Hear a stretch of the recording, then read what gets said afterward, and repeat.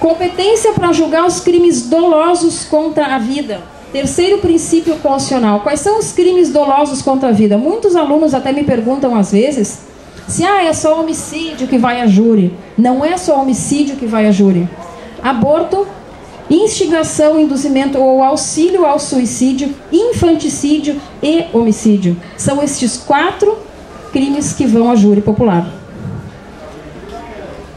Último princípio da soberania constitucional, soberania dos vereditos. Significa que nada pode se sobrepor à decisão dos jurados, à decisão dos juízes leigos. Nada pode se sobrepor. O tribunal ele até pode modificar a decisão, desde que os jurados tenham votado contrariamente à prova dos autos. É a única maneira que o júri ocorre novamente, que o réu vai a um novo júri. Quais foram, então, os objetivos? Esse, na verdade, é um panorama para vocês compreenderem como funciona o júri, qual a sua origem, qual a sua essência. Quais foram, então, as alterações trazidas pela Lei 11.689, que entrou em vigor em agosto do ano passado? O que buscou o legislador com esta alteração no rito do júri? Ele buscou um julgamento mais rápido, atendendo às necessidades de celeridade processual, e este processo, o procedimento até a data do plenário, até a decisão de pronúncia, tem que ocorrer em 90 dias, 3 meses, é muito pouco. E, em segundo lugar, um sistema de quesitação que seja menos complexo, que seja mais fácil aos jurados para eles compreenderem por que eles estão condenando, por que eles estão absolvendo e por que eles vão julgar desta ou daquela forma. Esses foram os 2 grandes objetivos do legislador para alterar o nosso rito do júri. As alterações especificamente, então, atendendo também uma modificação do processo penal como um todo, hoje em dia, depois ofertada a denúncia, o réu tem direito a uma defesa preliminar. No procedimento comum, essa defesa preliminar ela pode ensejar até mesmo a absolvição sumária do réu. Ele pode arguir nulidades preliminares, pode juntar documentos, rol de testemunhas, ele pode juntar documentos, pode pedir diligências quaisquer.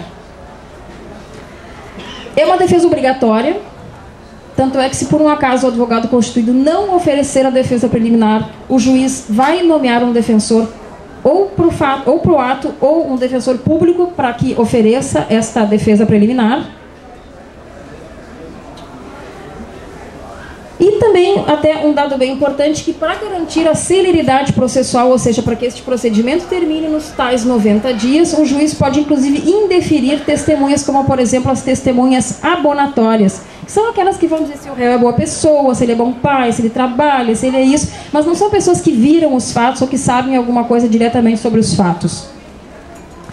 Uma crítica à questão de rol de testemunhas, em número de 8. Existe uma analogia que se faz no processo penal ao artigo 407 do Código de Processo Civil, que diz o seguinte: são 8 testemunhas para cada fato denunciado ou para cada fato descrito na denúncia. Isso foi algo que não ficou ainda esclarecido pelo nosso legislador. Então, para dar um exemplo para vocês, no processo da Operação Rodan, que eu estava atuando até pouco tempo atrás, oferecida já porque nós entramos já no rito já novo do processo penal, quando nós apresentamos a defesa preliminar, chegou o momento de contabilizar, depois de apresentadas todas as defesas dos 40 e poucos réus, nós chegamos a 499 testemunhas no processo Detran. Só eu parei de contar no 80, porque o meu cliente tinha 39 fatos contra ele. Cada testemunha, 8. Cada fato eram 8 testemunhas. Vezes aquela quantidade de réus, estava 499. Então me acordem quando terminar a instrução, porque vai demorar. Fora que são pessoas de outros países, carta precatória, carta rogatória e por aí afora. Eu parei de contar no 80. O meu cliente tinha quase direito a quase 320 testemunhas. 320. A audiência de instrução do rito do júri ainda naquela audiência. Oferecida a defesa preliminar, o juiz ele marca uma audiência de instrução. Mudança que houve aqui. A vítima, se não morreu, ela vai à audiência de instrução. Isso é uma importância muito grande que a nossa lei processual acabou trazendo à vítima, porque ela sabe muito bem como as coisas aconteceram. Embora a vítima não seja testemunha, vítima é vítima, testemunha é testemunha, mas ela vai poder dizer, se ela não morreu, como é que foram os fatos. No último júri que eu fiz, a testemunha havia ficado paraplégica e por pouco a sessão plenária não foi suspensa, ele seria adiado o julgamento, porque independe de requerimento das partes. Não é o Ministério Público que pede, não é a defesa que pede, ela simplesmente vai, independente de requerimento. Atendendo também uma outra modificação do nosso processo penal. Depois da vítima são ouvidas as testemunhas. Antigamente nós tínhamos primeiro o interrogatório do réu. Hoje o interrogatório do réu é a última coisa que se faz na instrução. E por que isso? Talvez vocês já tenham ouvido falar. O interrogatório do réu, ele é um meio de defesa, ele não é um meio de prova. Então o réu só é obrigado a falar, se quiser, e depois de ver todas as provas que existem contra ele. Somente depois é que ele vai se manifestar.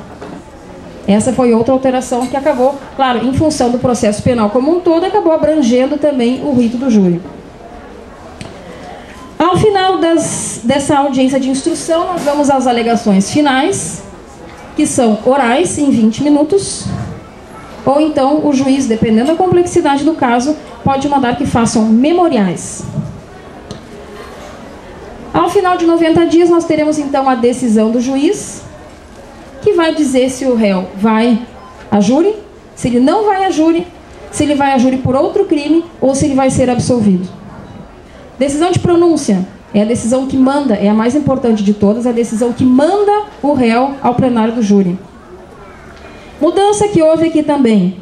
Ela continua sendo um juízo de admissibilidade, ou seja, é o juízo de que talvez tenha havido participação e autoria do réu naquele fato. É um juízo de certeza em relação à materialidade, ou seja, houve o fato denunciado, mas é um juízo de probabilidade que o réu tenha participado do fato em questão. Qual foi a modificação? A nova lei diz o seguinte: para que haja uma decisão de pronúncia tem que haver prova da materialidade do fato. O que dizia a lei anterior? Prova da existência do crime. Já partia do pressuposto que era crime. Agora é só um fato. Melhorou, atenuou a questão da decisão de pronúncia. Além da prova da materialidade do fato, o juiz precisa demonstrar que existem indícios de que o réu participou, ou seja, de participação ou de autoria nos tais fatos denunciados. O que dizia a lei antes? Prova, indícios de autoria somente, e não apenas de participação. Hoje nós temos participação e autoria. Decisão de impronúncia é a decisão que o juiz diz o contrário da pronúncia. Não existem indícios de que ele participou ou foi autor, não existe prova da materialidade do fato. A absolvição sumária. Nós temos hoje 3 causas de absolvição sumária a mais. Antigamente, na lei anterior, nós tínhamos isenção de pena ou causa de exclusão de crime, que fazia com que o réu fosse absolvido sumariamente. E hoje nós temos mais 3 causas. Prova da inexistência do fato, prova de que ele não participou do evento, ou o fato não constitui um crime. São 4 causas total, 3 causas a mais do que nós tínhamos antes. Desclassificação. O que é uma decisão de desclassificação de um juiz? Supondo que uma mãe mate o seu filho e o Ministério Público, no início, antes mesmo da instrução, entende que foi um infanticídio porque a mulher estava no estado puerperal.